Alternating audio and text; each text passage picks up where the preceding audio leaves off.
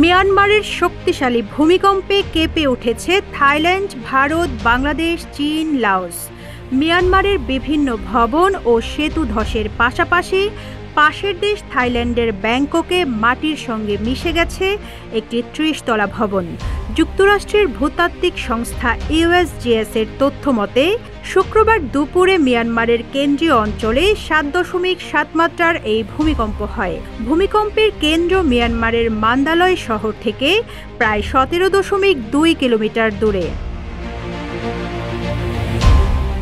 বার্তা সংস্থা আনাদোলু স্থানীয় সংবাদ মাধ্যম খিত্তিতের বরাতে জানিয়েছে, ভূমিকম্পে মান্দালয় প্রদেশের ফো সিং মসজিদ ধসে পড়েছে।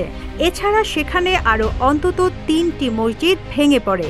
মসজিদ ধসে এখন পর্যন্ত অন্তত ২০ জন মারা গেছেন।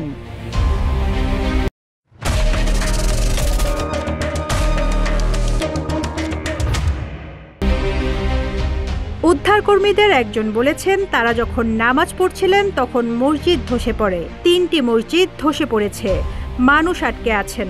মৃতের সংখ্যা বেশি হতে পারে। শি ফং সিং মসজিদও ধসে পড়েছে। ভূমিকম্পে মান্দালয়ের ঐতিহাসিক আভা সেতুটি ধসে পড়েছে। এছাড়া মান্দালয়ের প্রাসাদটিও ক্ষতিগ্রস্ত হয়েছে। অপরদিকে তুয়াঙ্গো সিটির মঠ ধসে ৫ উদ্বাস্তু শিশু নিহত হয়েছে। তারা সেখানে আশ্রয়ে ছিল। মিয়ানমারে আঘাত হানা শক্তিশালী ভূমিকম্পের প্রথমটির মাত্রা ছিল ৭.৭। ১২ মিনিট পর ৬.৪ মাত্রার একটি পরাঘাত হয়েছে। এর কেন্দ্রও ছিল ভূমিকম্পের কেন্দ্রের কাছাকাছি। ভূমিকম্পে মিয়ানমারের রাজধানী নেপিডোর সড়কে ফাটল ধরেছে। দেশটির সামরিক সরকার অন্তত ৬টি অঞ্চলে জরুরি অবস্থা ঘোষণা করেছে। মিয়ানমারের পাশাপাশি থাইল্যান্ডের রাজধানী ব্যাংকক সহ এই অঞ্চলের অন্যান্য স্থানেও কম্পনের খবর পাওয়া গেছে। মিয়ানমারের এই ভূমিকম্প ব্যাংককে বেশ তীব্রভাবে অনুভূত হয়েছে এবং কম্পনের তীব্রতায় নির্মাণাধীন ভবন ধসে পড়ার একটি ভিডিও ফুটেজও সামনে এসেছে।